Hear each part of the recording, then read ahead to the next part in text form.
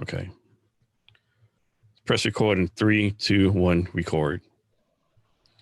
Hello, and welcome to the Jason Cavness Experience. I'm your host, Jason Cavness. Our guest today is Ted Yale. Ted, you ready to be great today? Absolutely. Ted is a founder, CEO of ThinkImpact Inc., which was founded in June 2017 in Think Helping, a nonprofit within ThinkImpact. ThinkImpact Inc. is based out of Rochester Hills, Michigan, and works with organizations to help expand the digital footprint. In addition to helping companies expand their digital presence, ThinkImpact also provides graphic design, website development, project management coordination, marketing consulting, and event promotion. Ted recently won the Young Alumni 10 with the 10 Award from Oakland University, which recognizes business leaders that are making an impact in the local community.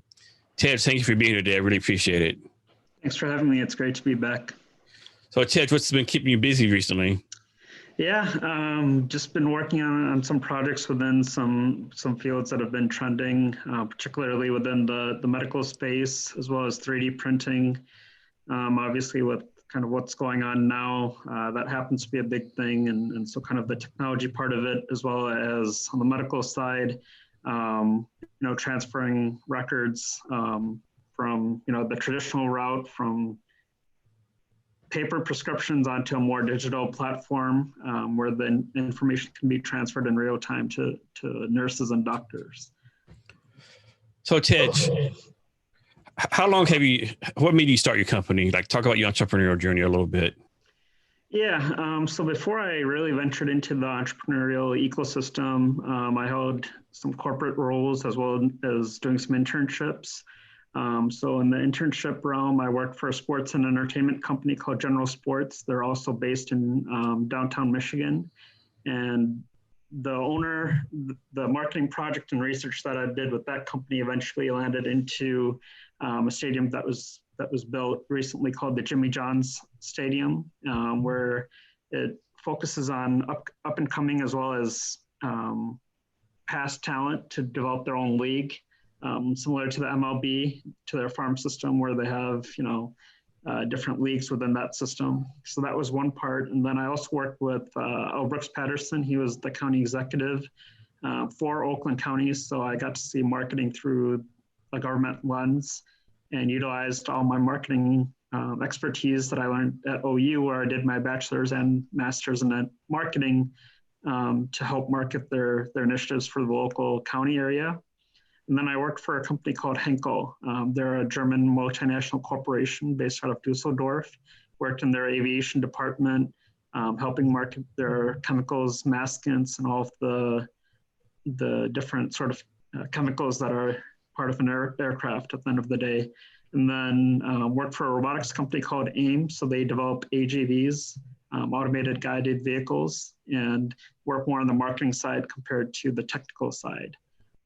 So through all of these different experiences, I felt like I had enough marketing experience, and I started ThinkImpact in 2017. And we're still a young company, 3 years old, but we've also diversified our client base with our marketing expertise. So, Ted, what can you define digital marketing? What is that? Yeah, so obviously digital marketing is a pretty broad field, where our core competency is within the social media world. So that means paid advertisements, developing content from an organic standpoint, and also aggregating content. So mixing up the content between what a company is doing in that particular industry, and then also using newsworthy publications to benchmark where the industry is heading and how these companies are slowly trending in that direction. And then we also do graphic design, which we integrate within our content generation calendar. That's where we provide clients a week of content in advance. And that's done very intentionally, in case they have a new product launch or service launch, that can be included within, that content for that week. And then we also utilize a CRM called Hootsuite, where we push out the actual the content on all of the major platforms like Instagram, Twitter, LinkedIn, Facebook. And then we provide analytics at the end of each week along with the timestamps. Not as detailed as, say, Google Analytics, but more on a post-by-post basis, just see what the engagement looks like, what the traffic looks like. And then when we realize that there are low levels of engagement, then providing an alternative strategy to maximize other platforms as well. So Ted, why should a company or a small business owner even be worried about the digital footprint? What's so important about it? Yeah, I mean, everything seems to go digital these days compared to the traditional advertising methods, whether it's, direct mailers or doing print ads. I mean, obviously those have been the traditional routes of marketing, but more and more companies are transferring to digital just because of the interactive portion where they can interact with clients, live stream their own company-wide events, conduct more business opportunities essentially through their own networks, whether it's through LinkedIn and interacting, having that kind of interactive experience within, attracting prospective clients. So Ted, what are small business owners getting wrong about social media? What mistakes are they making? I mean, I think a lot of people, when they think about social media, they don't really, realize that, if you're marketing on one platform, the same message and the way that it's resonated on one platform will not necessarily resonate on on other platforms. For example, Facebook is like Twitter in that you can add a lot more text as well as add add visual images within the platform, and it turns into like a news feed. And a lot of people use Twitter, Facebook, and even instances and like LinkedIn as a news feed to kind of get their news. Whereas Instagram, it has to be tailored specific to that platform and a much more visually aesthetic appeal, for it to get any traction. It's like, TV spots, if you use the same kind of messaging throughout each platform, you have to find the right way for each platform as opposed to having one standardized way of describing the content. If someone wanted to have a career in social media, is there a certain type of degree they need to get in college, or do you even need a degree? No, I mean, I think nowadays, obviously it would be good because it would, give you a leg up compared to your competitors. But I think now, within LinkedIn, for example, there's a software called Lynda where you can get a certification by taking a couple of courses and getting certified, or you can turn to other resources such as HubSpot. There are other online programs where you can actually pay to get certification in those criteria. Everything is being more digital in that way as well, but obviously having a good foundation and a bachelor's degree at least would be better from a knowledge standpoint. So someone's, either doing a career change or getting out of college, doing social media to have a degree, and they're looking for the first job. What would you recommend them to do? Like they have no experience, nothing, just they want to do social media. Yeah, I would look at, first of all, I would drill it down. So first I would look at the industry that they want to get into, which if it's social media, then, it's all tailored by keywords. So type in digital marketing or social media. One good feature in LinkedIn is you can actually drill down by your search filters and find people within that industry, regardless of location, and start sending out emails or what they call LinkedIn mails, introduce themselves saying, hey, I'm looking to secure a career in this field, attach a resume, or even maybe ask them for a job shadow. That way they can see in reality what a typical day looks like within that, that job, whether it's a community manager for a big company or a small business that they're looking to be involved in to get that experience. So Ted, you talked a little about Google Analytics. Can you talk about that in a little more detail? What is that in case someone doesn't know? Yeah, so Google Analytics is a very useful analytical tool that provides visitors who visit the web page. It shows you, from where they're visiting, how long on each page that they're actually staying on, what device they're viewing the site from.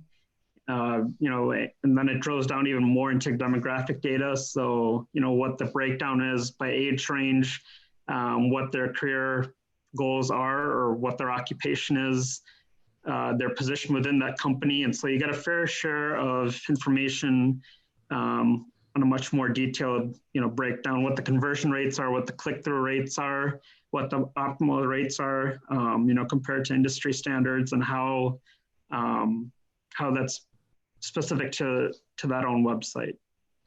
So you talk about Hootsuite. Can you talk about any other the go-to tools that you like to use? Yeah, Hootsuite is obviously a great one. Buffer, I think, is another great CRM. I believe you can store up to about 5 to 10 different business accounts on one account. And yeah, I mean, Buffer and Hootsuite are the two main ones that I use, just because of the ease of spreading out the information, and from a scheduling and it automates very well. And so it's very platform friendly with all of the platforms that are out there. Obviously, TikTok is another emerging platform that's coming out there. It's kind of what I like to call YouTube 2.0 in a way. It's still in the baby stages of like a YouTube, but that's another platform that's starting to be widely used as well. So Ted, have you found that different sized businesses approach social media in different ways? Yeah, so in terms of how we actually get approached, it's mainly been through LinkedIn. A lot of people that we've done work for, clients that we've worked for, they refer us typically. So it's a combination of word of mouth as well as social media, particularly within LinkedIn and Facebook. That's how we've generated most of our businesses. And then we've also worked with VCs and serial entrepreneurs within the area as well, that have relationships, that have seen needs for our services. And so we've gotten introduced through their networks as well. And do you focus on a certain size business? No. I mean, being a small business ourselves, I just take the approach that any time that I want to limit myself, it may not necessarily be a good thing, considering we're a small business. So we try not to have one particular target market, but rather be, open to help out any business regardless of what industry they may operate in. So having said that, of course, everyone knows every customer is not a good customer. How do you go about disqualifying someone? Yeah, so typically when we get approached, I do the internal research in terms of visiting their website, checking the resources that they have on their website, just to see the quality of work and what the experiences that they've had, and also look on their social media platforms, whether it's LinkedIn, Twitter, Facebook, Instagram, just kind of get a general sense how they're doing online versus compared to, people's actual experiences using them. And then after that, schedule like a Zoom call, like we're having, or Zoom call or Skype call, and try to gauge from that point on. Ted, do you find that people from different generations look at social media differently? Like, Generation X versus, boomers versus, millennials versus Generation Z. Do they all look at it differently? Yeah, I mean, at least in the experience I've had, some of our clients are not millennials. And so they have a completely different outlook on what it's supposed to be compared to how it's, constantly evolving with all of the technology out there, with all of the features that all of these platforms are constantly trying to add within their services. And so that, when we work with small businesses, that's another thing that we try to educate them on. I think some of them sometimes may have a misnomer about how social media can actually drive traction to their business, even when they have an established clientele. And so that's where we come in and try to educate them and work with them there. So speaking of education, I'm sure there's times when you sign a company up and a week later they want results, right? How do you educate them to say, no, it takes like more than a week. It's going to take us some time. Yeah, I mean, so with the first initial clients, we typically do a case study and then show them the results. Obviously, we can't deep dive into the results, but we take them to through a presentation that we've developed. So we walk them through step by step on how we approach the marketing process, what results can be expected, and then show them these case studies and how, from a statistical and numerical point of view, we've really grown, whether it's their followers or whether it's, the sold out events that we've had, some of which were in Detroit or California, and use those case studies to really drive that point home. So Ted, on your LinkedIn, there's a post about the top digital trends for 2020. Can you highlight a couple of those? Yeah, so I think a couple of them was one, knowing who your customer is. I think that's a main component for, entrepreneurs starting out, really to research your target audience, to know what their personas are. So what they're inclined to be attracted to, whether it's messaging, content, types of multimedia, and that sort of thing. Video marketing is obviously picking up as well. So that's one. I think two is constantly engaging, engaging with potential clients, whether it's on LinkedIn, Instagram, trying to reply to every post, and then developing an overall marketing strategy of how you run your company and the important points, such as building a good objective, good goals, and then tailoring that to how you're actually going to accomplish those goals. Ed, you recently won an award, I believe, called the Young Alumni with Intent Award from Oakland University. Can you talk about that? Yeah, so the Young Alumni 10 with Intent Award is really a business-related award that highlights differences that the businesses are making in the local community. Obviously, since it's an alumni award, most of them happen to be from OU. And so I was very fortunate to be nominated by my marketing professor, who I've had both throughout my undergrad and my grad school days, to kind of provide an overview of, how I've been involved in campus. And through that award, it's opened doors for me that I think otherwise would be hard. Whether it was doing a local partnership with the mayor's office here in Rochester Hills, being a keynote speaker at a fashion event in Michigan, which then opened up more connections, and then being highlighted in the press, in the local press. Not very good at kind of seeking the attention of the press. Typically like to kind of be a low-key individual when it comes to that, but even through the press, it's brought more business opportunities for us as a whole as well. So Tess, so you do a lot in your local community. Why is that? Why is it important for you to give back to your community? For me, I've been fortunate to have, a good supportive, good supportive parents that have supported me in my entrepreneurship goals and aspirations, and all throughout my life as well, whether it's academics, work, and this whole entrepreneurship journey. So for me, I just feel personally that since I'm very lucky to have that, once you get to a certain point within the business realm, career or entrepreneurial journey, it's important to kind of give back and repay all of that. Yeah, I don't think people realize how important it is to have like support, because like even like your parents or your wife or your husband or your close friends, if they're just neutral, it doesn't help you, right? You got to have somebody actually supporting you.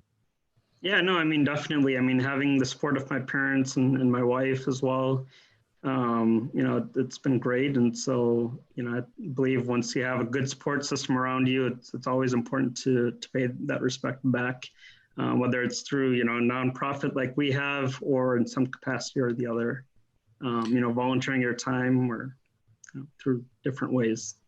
So your nonprofit is actually like a part of your company, correct? Yeah, so it's an arm within ThinkImpact. So ThinkImpact was formed in 2017. Think Helping was formed in 2018.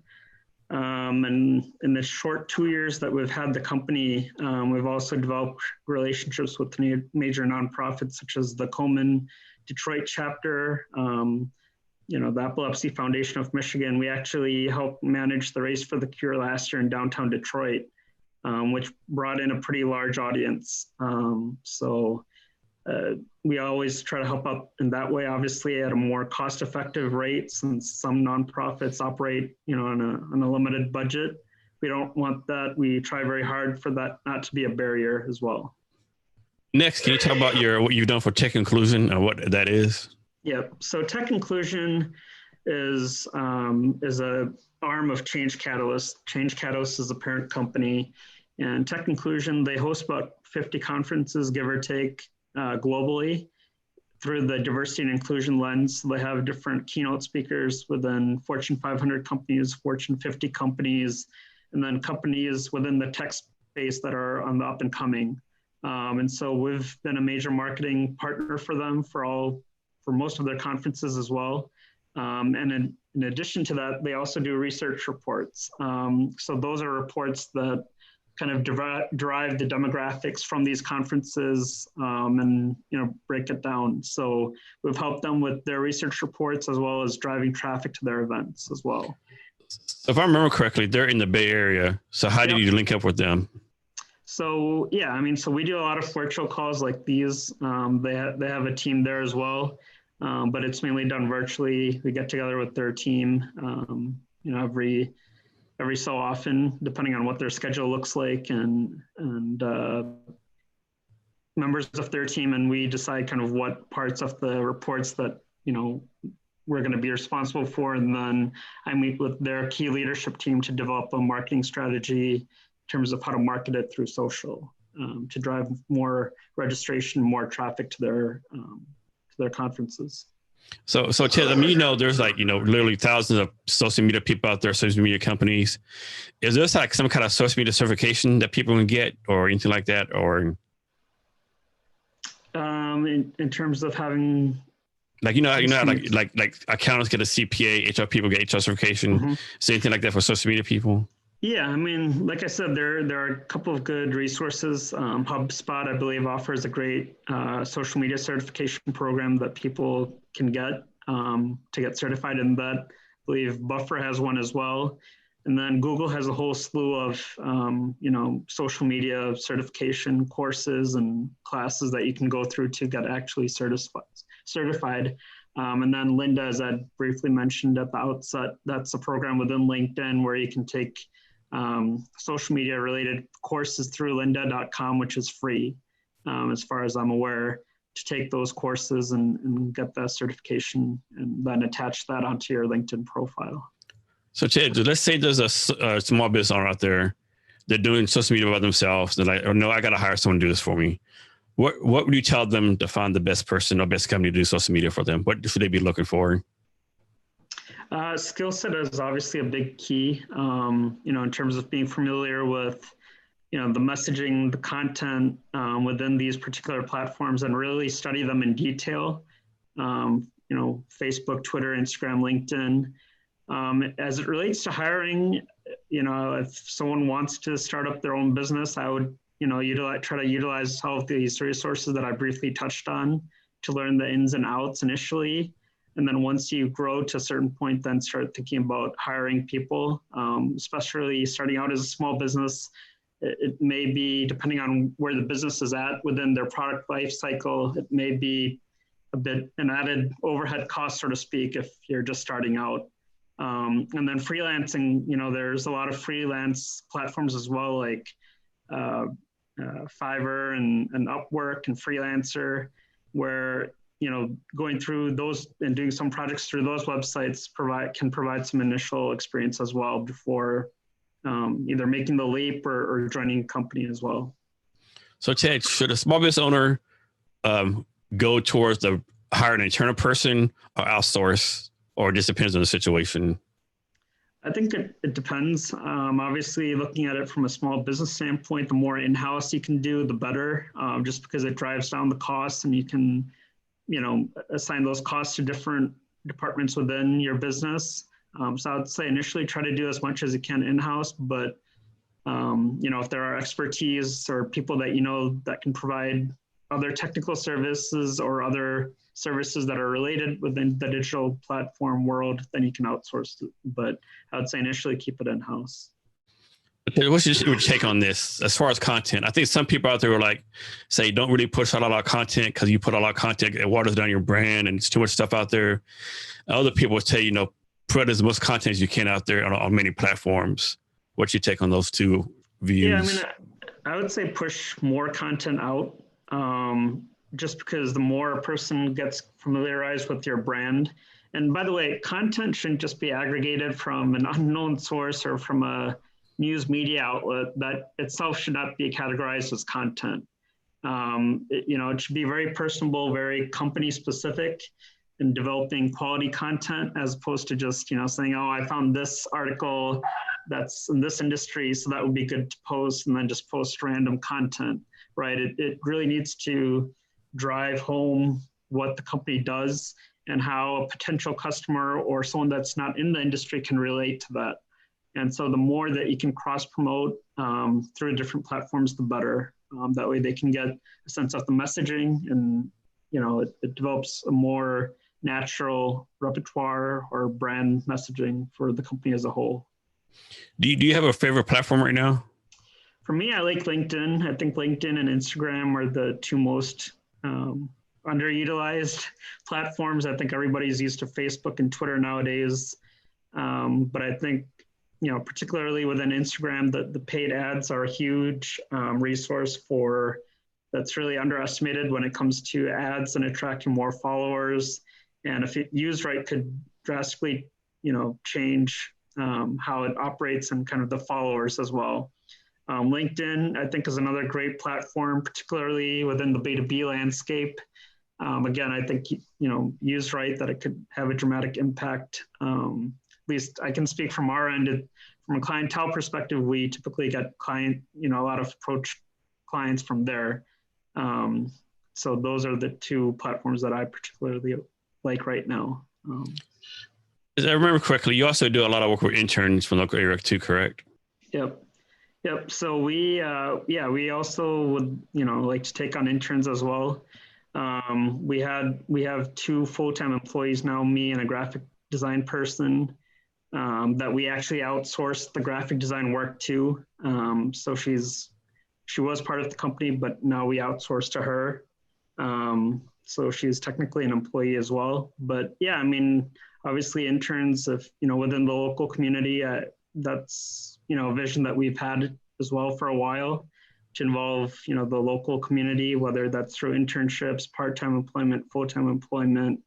Really, that way they can get their own experience, develop their own experiences, and use that as a foundation for, whatever experiences they might have in the future. Yes, from your point of view, what are some good things going on in marketing? What are some bad things going on in marketing? In terms of right now, I think, the good part of marketing is a lot of platforms are finding loopholes, say, compared to, traditional like Facebook or Twitter. For example, the up and coming of TikTok, I think that's really been good for marketing. It's another interactive way where users can kind of interact with their fan base, whether if they're an influencer or from a B2B standpoint, they can provide good videos on how to approach certain things within business strategy. And then, just utilizing the current platforms to the best of their ability. Whether it's creating content, doing paid ads, or even joining groups where you talk about your company and industry-specific groups and growing your audience that way. And then on the bad side, I right now don't see anything. Maybe the fact that there are too many platforms out there for every little thing within marketing. But that's kind of how I see it. I see it more good than bad. What is spam? Spam is when people inundate you with content that may not that may not have anything to do with your business, or they're trying to get sales or something, and they keep on sending you these links, whether it's email campaigns or keep on pushing out videos that are strictly talking about their product, or, sending cold messages through LinkedIn with strictly a sales pitch rather than trying to develop a genuine relationship and then kind of let it work from there. Okay. Are there any penalties for sending out too much spam? No, I mean, it's just, obviously there are no penalties for spam, but if it does get to a point where you're inundating your followers without relevant information, then they might unfollow your page, or, if they know someone within the same network, then that message can spread pretty easily. So it's bad for your employer brand then? Yeah. So Ted, what's your vision for your company? Vision is to keep on expanding our capabilities. I think within the website development part, we're trying to learn SEO and certain other strategies. So always kind of learning new skills and honing on those, as well as growing our client base, which is that's always a constant goal with any small business. And then growing to, the company as a whole, employing more people. Right now, we're still kind of in the startup mode, even though we're 3 years in. But hoping to have a solid team as well in the future. Ted, what marketing people out there do you follow? In terms of influencers? Yeah. So one is Gary Vaynerchuk. He is like the social media guru, if you will. I highly recommend anyone to check it out. Gary V on YouTube, if you're not familiar with him. So Gary Vaynerchuk. Number two, Mark Cuban. He has obviously dabbled in a bit of everything. He's one of the sharks on Shark Tank as well. Arlen Hamilton, she has definitely disrupted the VC space, particularly within the diversity and inclusion realm. She's invested in over, I think, 130 businesses with a little over 7 million in revenue. So she is definitely an up and coming trailblazer within the VC world. Tony Robbins, Tim Ferriss, and I could go on and on, but those are just some of the influencers that I follow online and try to keep up with what's going on. Can you talk about why HR is important? Yeah, I mean, HR is important. It's always important, at least from a small business standpoint, to make sure you have an effective onboarding process, making sure the process is not too complicated, recruiting the appropriate talent. I think for me, that's when I look to hire someone, I'm very picky and choosy just because I want to try to find the right talent that can help us with what we need help within the marketing realm, whether it's social media, graphic design. So I'm pretty big on trying to find the right talent. And then also being familiar with, the legalities of bringing people on board in terms of, benefits or, just the legalities that small businesses have to typically go through when bringing someone on board, and trying to always be conscientious of, following those guidelines and not getting penalized. Ted, I understand you have something for our listeners today. Yeah. So, I would highly suggest, checking out our website, www.ThinkImpact1st.com. You can also follow us on LinkedIn, Twitter, and Facebook at Think Impact First, and the same for our nonprofit at Think Helping One on all of the major platforms. And so hope you check us out, and we would love to work with you. And to listeners, we'll have the links to his gift and his social media on the show notes. You can find the show notes at www.cabinetshrblog.com. So Ted, speaking of hiring, what do you look for? What characteristics do you look for someone when you hire them? Yeah, someone that's recent graduate. I know that may not be at the top of some of the company's list, but being a young company ourselves, someone that has experience within the marketing realm, someone that's familiarized with social media, graphic design, developing content, and someone who uses their knowledge and expertise and applying it with our company through some of the projects that we work on as well, and being very familiar with kind of what is going on within the marketing world in terms of technology and platforms, and trying to adjust and understand those points of view. Ed, we're coming to the end of our talk. Can you give us some advice on any subject you want to talk about? Yeah, I mean, I would say for any aspiring entrepreneur out there, to really be empathetic to the process as a whole of trying to actually secure a client rather than going through the checklist of actually securing a client, because the process to get there is a long road. So try to be empathetic to each part of that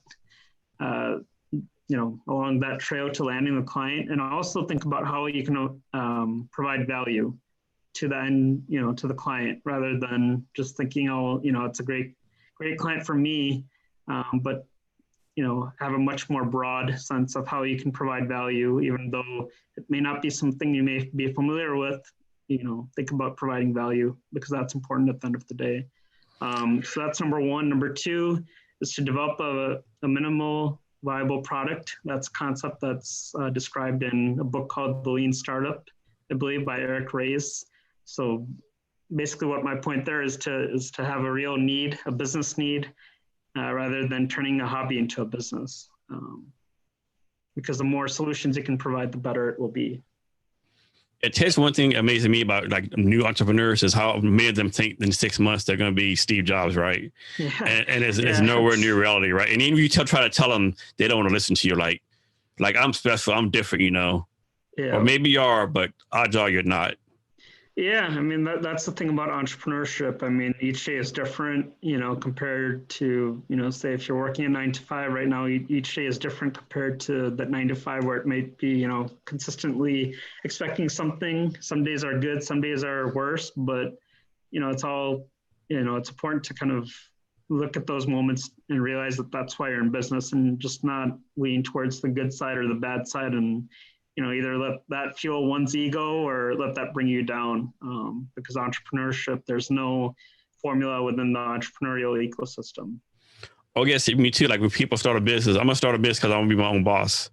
Well, they don't realize that, okay, your customer's your boss, your employees are your boss, you know, although ones, I'm tired of working 40 hours a week, I'm going to work for myself. Well, you just pretty much doubled your hours working, right? Yeah, I mean, obviously, being your own boss has its, you know, it's flexible and it has its positives and negatives. But at the end of the day, the person that is their own boss is responsible for a whole lot more, and needs to kind of work more harder than most, depending on what industry and what the logistics and infrastructure is within that. So it's definitely a good thing to be your own boss, but it also comes with its own ups and downs, if you will. And when you think about it, you know, like I think we talked about before in an early conversation, you own your own business, like you're in charge of social media. That's a full-time job. You're in charge of the website. That's a full-time job. Every little thing is a full-time job, you know, because you can't hire anyone yet, you know. And if they do, you know, you've given an equity or whatever the case may be, or internship. And all these jobs you got to do, and there's no way to do in the amount of time. So you're trying to focus and prioritize, and it's like just making mistake after mistake after mistake.